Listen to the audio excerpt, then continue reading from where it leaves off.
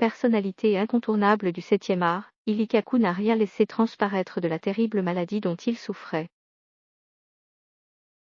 Très protecteur avec sa maman, l'acteur lui a dévoilé le mal qui le rongeait une semaine seulement avant sa mort.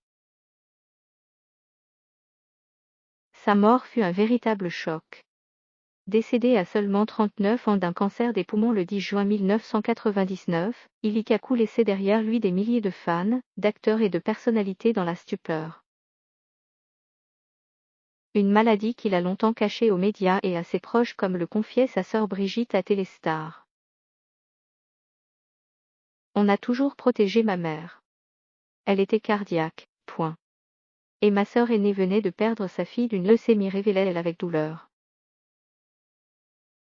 Inévitablement, le traitement lourd que suit Lee Kaku laisse des traces.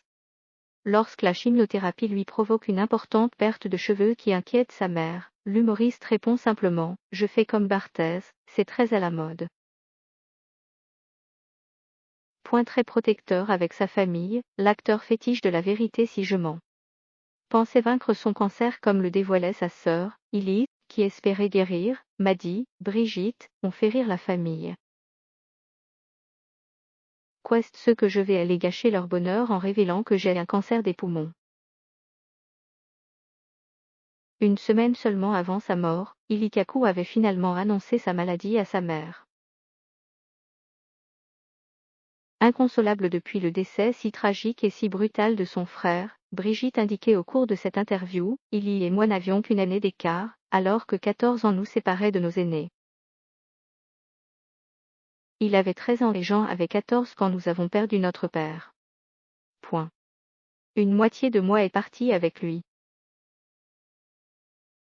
Point. Le lendemain de sa mort, son dernier film Monsieur Naftali sortait au cinéma. Depuis, de nombreux hommages ont été rendus à l'humoriste connu pour ses rôles emblématiques de Madame Sarfati ou encore du prof. Thomas Gilou lui a dédié son film La vérité si je mens.